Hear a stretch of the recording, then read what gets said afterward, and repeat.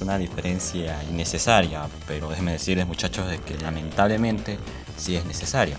Aún no creo que haya gente que cree que las películas live action son canónicas cuando ni siquiera se han jugado o visto la saga de videojuegos de Resident Evil, obviamente estoy especificando, o que haya gente que les encanta las live action y digan: no les gustan las pelis live action porque no saben ni yo. Uy, qué cringe que da esta gente de mierda. No solo esto, sino que muchas otras cosas más relacionadas a esto me hicieron inspirar para realizar este video que va a comenzar a continuación. Sin duda alguna, Resident Evil es considerado por muchos una de las mejores y más influyentes sagas de videojuegos en la industria de los videojuegos, realizando un gran boom en su primer videojuego, que fue un rotundo éxito, y ni se diga de su secuela y la tercera entrega. Pero en algunos casos, cuando un videojuego es muy popular, la gente quiere que salga una peli basada en ese videojuego, ¿no es así? Y Resident Evil no sale de estos casos, aunque presentándonos en su adaptación al cine un ambiente diferente. Y por eso yo, Kobani06, después de ya no me acuerdo cuántos meses de inactividad, hoy les voy a traer una comparación sobre el videojuego Resident Evil y las películas live action de Paul D. Anderson. Antes de empezar les diré tres cosas. Primero, se compararán cosas como la trama, personajes y ambientación. La segunda cosa es que solo tendremos en cuenta la primera y la segunda película live action, ya que pues las siguientes se salen mucho de la trama de los videojuegos, como que si estas fueran muy fieles, entre comillas. Y tercero, tendremos en cuenta el primer y tercer videojuego de la saga, pues lamentablemente no hay muchas referencias hacia Resident Evil 2. Y bueno, sin más que decir, comencemos.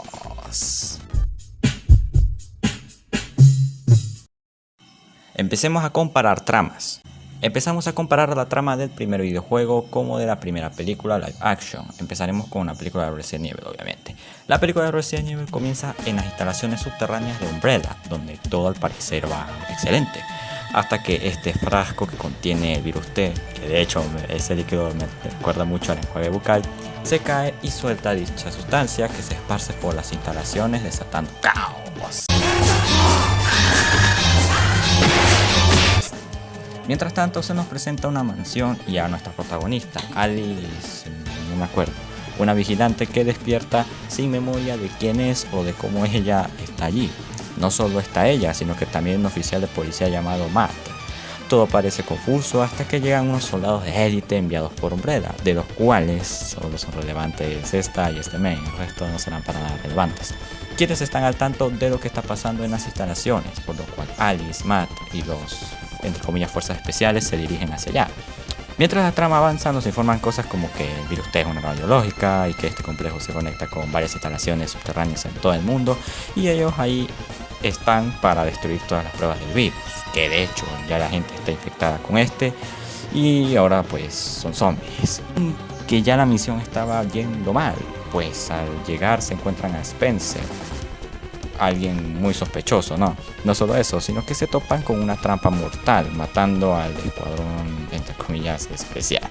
Después deciden apagar la inteligencia artificial que se llama la Reina Roja, lo cual, pues antes de que la apaguen, les dice un poco de esas advertencias, y libera a los zombies. Al igual de que al parecer hay un saboteador entre el grupo, el cual es Spencer, que revela que él usó el virus, que él causó todo ese desmadre ahí con el fin de apoderarse del mundo.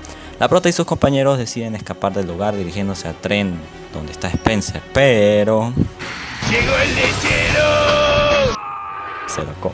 Mientras los demás toman el tren, pero el Licker quiere más, lo cual se desata la batalla final.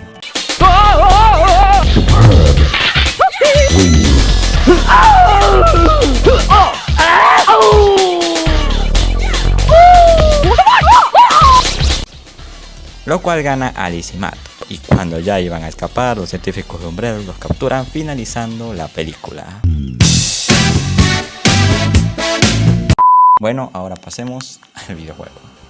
La trama empieza un 24 de junio de 1998 a las afueras de Raccoon City, donde al parecer se han registrado incidentes y extraños asesinatos hacia personas en dicha área, lo cual el ayuntamiento de la ciudad decide enviar al equipo Bravo del Servicio Especial de Tácticas y Rescate, o los STAR para los compas, para investigar los hechos, pero termina perdiéndose, por lo que envían al equipo Alpha, conformado por Jill Valentine, Chris Redfield, Albert Wesker, Brad Burton, el güey que se murió al principio, más adelante se muere, y el piloto Brad Vickers, quienes investigan el paradero del otro equipo, hasta que pues el güey que murió, o el güey que va a morir, pues es atacado por un Cerberus, y ahora sí es el güey que murió, el cual pues le cae en plomo.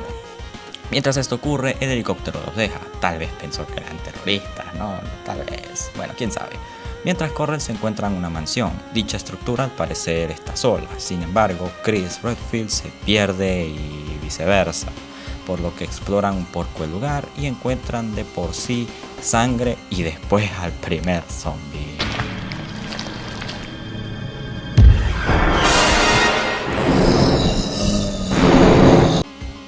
Escena legendaria. No obstante, no es el único, ya que la mansión está infestada de estos seres. De hecho, aquí se encuentran a más supervivientes del equipo Bravo, pero la gran mayoría están heridos de muerte, excepto la médico del equipo, Rebecca Chambers. Al igual que la mansión, cuenta con demasiadas trampas. A medida de que se investigan y van investigando, se topan con varias series de archivos y documentos indicando con detalle los monstruos que son experimentados. Todo esto implicando un grupo de investigación bajo la supervisión de Umbrella Corporation, y los monstruos de la mansión son el resultado de esos experimentos con el virus T, quien fue liberado por James Marcus de manera de aposta. No solamente eso, sino que descubren también un laboratorio subterráneo debajo de esa misma mansión. Y es aquí cuando se encuentran a Wesker, quien revela que trabaja para Umbrella y que lo usó a su equipo para ver la efectividad de las armas biológicas, y su intención es liberar al Tyrant 002. Tras la liberación de este monstruo, el Tyrant mata a Wesker, quien después de ser ejecutado activa el sistema de autodestrucción, haciendo que los demás se reúnan en el helipuerto, en donde Brad los recogerá. Pero justamente llega el Tyrant y se desata la pelea final. Brad, al ver la situación, les arroja una bazooka al equipo, la cual aprovechan para eliminar al Tyrant. Y de por sí logran escapar de allí mientras la mansión explota, terminando así el primer videojuego.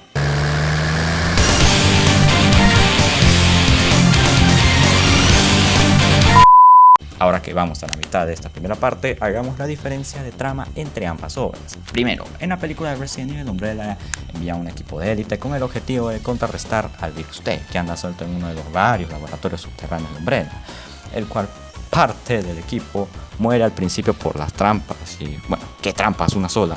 Y al ver que todo el laboratorio es un desastre, más que Spencer es el responsable de todo, pues deciden escapar del laboratorio, finalizando la trama con la captura de Alice y Marty.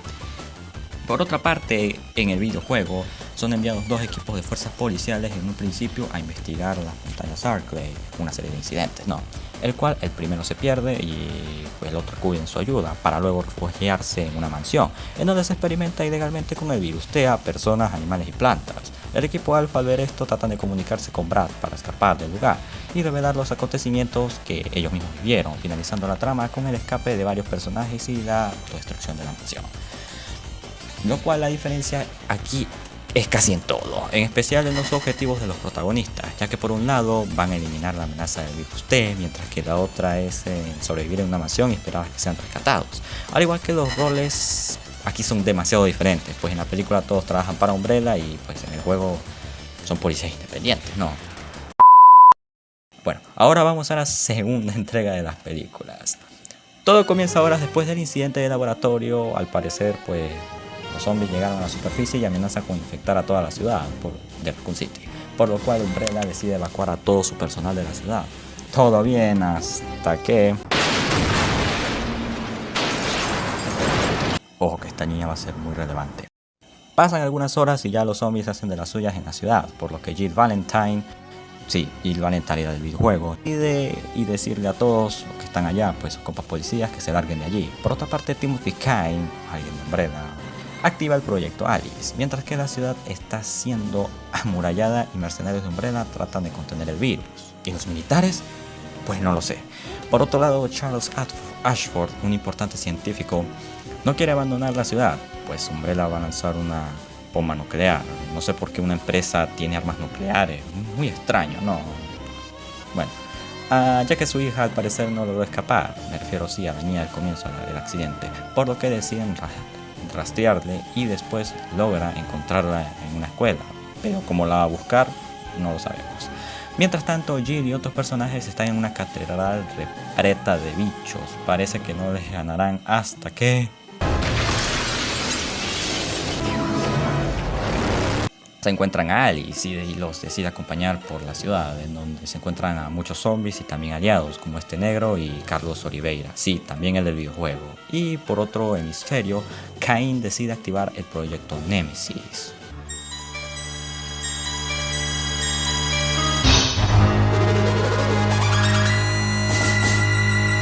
¡Qué güey tan culero! Más adelante, la muchachada es llamada por el científico Charles, quien les ofrece irse en helicóptero si buscan a su hija, por lo que, bueno, estos aceptan, obviamente. Pero luego se encuentran a Nemesis. Fight! You will die, mortal. Después llegan a la escuela, donde se encuentran a la niña. Después, claro, después de que nos mostraron un gran show para la vista del público. Y es que ella tiene el antídoto del virus, por lo que eso es más importante. Bueno, luego se van de ahí, mostrando más acción, obviamente, ya que no es seguro, y se dirigen al punto de extracción, donde los esperan. Pero Cain los toma de prisioneros y mata al científico para luego poner a pelear a Nemesis con Alice. Que de hecho es Matt, lo cual Alice lo perdona y el Nemesis los ayuda y empieza la batalla final.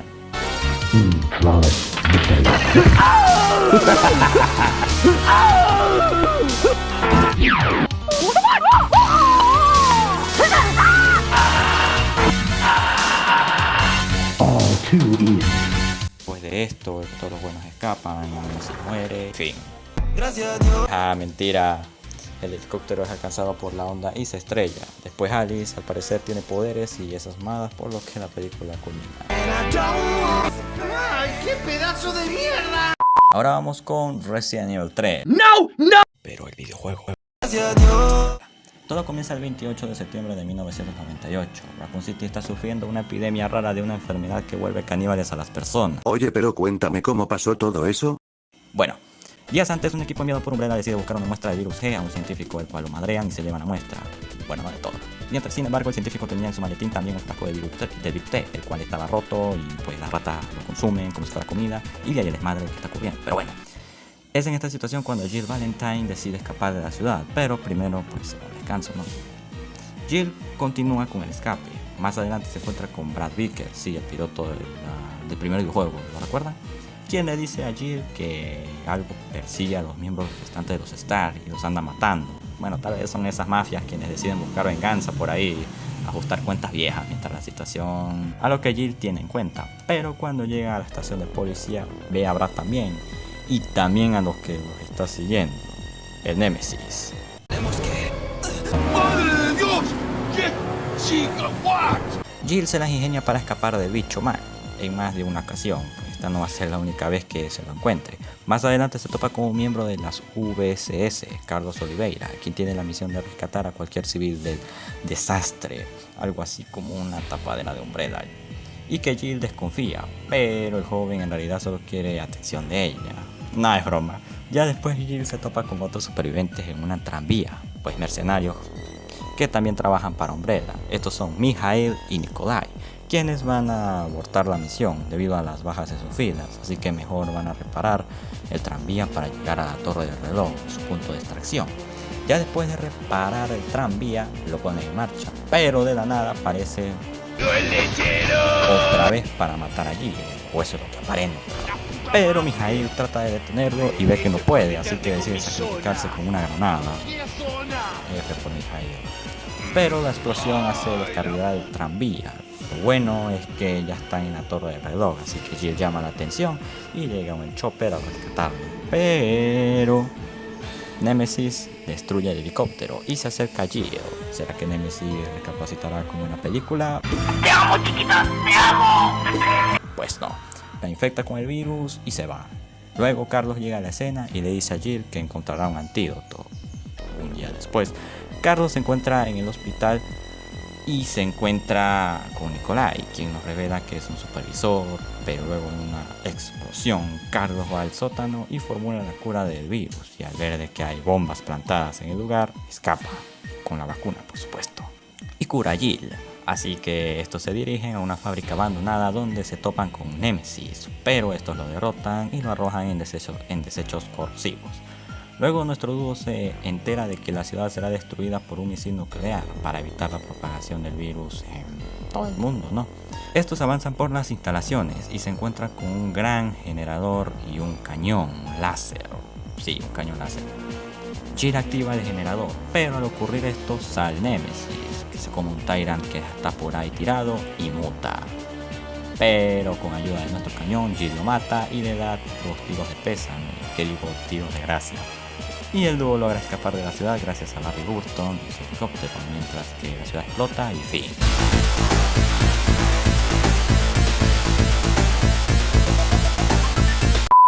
Bueno, empecemos a comparar ambas tramas. Como ya dije en Resident Evil 2 Apocalypse, la trama comienza al mismo tiempo después que termina la primera película. Aquí se puede ver que un científico de Umbrella quiere rescatar a su hija, así que localiza al grupo de supervivientes de Jill y Alice, quienes están buscando una manera de escapar, así que este les ofrece escapar a cambio de que encuentren a su hija.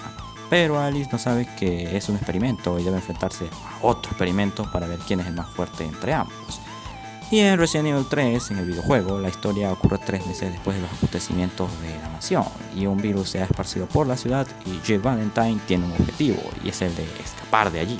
Pero debe enfrentarse a Nemesis, un monstruo quien está matando a todos los miembros de los STAR, ya que pueden revelar al mundo que Umbrella es la responsable de lo que está ocurriendo. Bueno, las diferencias en estas tramas pues es lo mismo que ocurre en el caso anterior, aunque no tan drástico.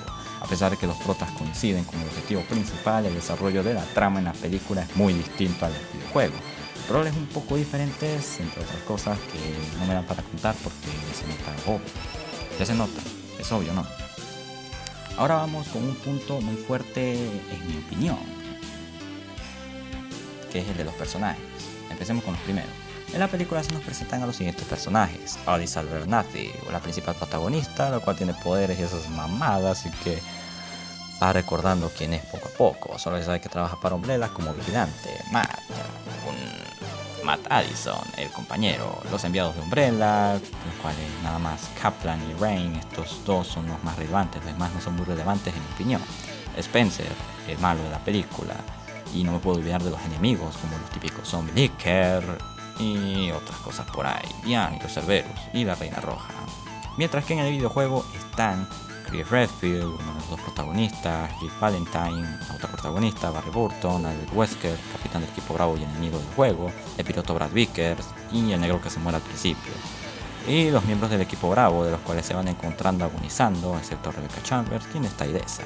Y por supuesto los enemigos, quienes son los típicos zombies y Cerberus, cuervos zombies, los Frugs, arañas y los subjefes como la serpiente, los tiburones, la planta carnívora, entre otros, y el más importante, Tyrant 2, como el final. Aquí la diferencia es más obvia. Por otro lado, en Resident Evil 2 Apocalypse tenemos a Alice como protagonista de nuevo y con poderes bien culeros, Jill Valentine, uno de los guiños al juego, Carlos Oliveira, el otro guiño al videojuego, la reportera, un negro, la hija del científico, los científicos de Umbrella, al igual de que sus fuerzas de seguridad, los policías de la ciudad y la gente de la ciudad. Y como enemigos tenemos a los zombies de las películas, Cerberus, Lickers y por supuesto a Nemesis, humanista, quien en realidad es Matt. Mientras que en el videojuego tenemos a Jill Valentine como protagonista, a Carlos Oliveira, sus compas rusos Mikhail y Nikolayev, los enemigos que obviamente son los mismos zombies, Cerberus, cuervos, zombies, los Frugs, arañas y los subjefes como el gusano y por supuesto Nemesis, que aquí sí es malo, maloso. Y como pueden ver, es un poco de lo mismo que en el caso anterior, solo que se esforzaron para incluir a algunos personajes de los videojuegos, como Jill, Carlos y Nemesis. El resto son ficticios o venidos de la película anterior. Aquí viene mi parte favorita del video. La ambientación diría de que es una de las cosas más importantes en una película. Ojo, diría, no es que sea un experto en cine.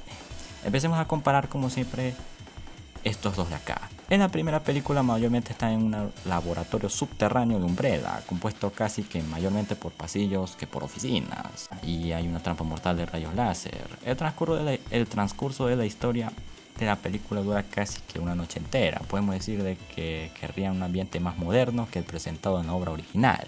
En el primer videojuego nosotros nos encontramos en la mansión Spencer, en medio del bosque, y cuenta con un ambiente casi que original y de ansiedad, sobre todo las afueras de la mansión. Diablos, daba escalofríos. La mansión cuenta con trampas y todo eso, sin duda un ambiente que se merece más que un aplauso. En la segunda película se nos ofrece a una Raccoon City destruida y bajo el control de los zombies. Mercenarios y policías evitan la expansión del virus. El ambiente de la ciudad sí que está bien logrado, muy igualado al del videojuego original, claro, es Resident Evil 3. Hasta le daría un aplauso, es la única cosa que me gustó de esta película. El ambiente de la ciudad a comparación de la película es muy solitario y algo tétrico, solo se ven calles llenas de coches y destrucción, lo típico de los clásicos juegos de Resident Evil. Otro ambiente para mí muy bueno y que de verdad me inquieta, tanto así que le daría un 20 sobre 10 igual. Y como pueden ver, la única cosa diferente aquí es el ambiente de la primera película, que no coincide con el videojuego, a cambio de la segunda película, que por lo menos le fue fiel a la ambientación del tercer videojuego. Conclusión: Paul D. Anderson en una de sus entrevistas dijo que él y su equipo de trabajo se jugaron los Resident Evil 3 por 3 meses. ¡Son mamadas! ¡Son mamadas! No son mamadas, en verdad sí lo dijo. Aunque creo que estaba desconectado del mundo cuando dijo eso. Pero en realidad Capcom, los creadores del videojuego original, o sea de Resident Evil, les permitieron que hiciera películas de Resident Evil, con la única condición de que no tuvieran nada que ver con los videojuegos. Pero no necesariamente porque te digan eso, es que tienes que hacer una película bien culera, con personajes bien culeros, historia bien culera. En conclusión, esta película no puede ser defendida, ni siquiera comentarios como que no necesariamente tiene que ser fiel al original para que sea una buena película.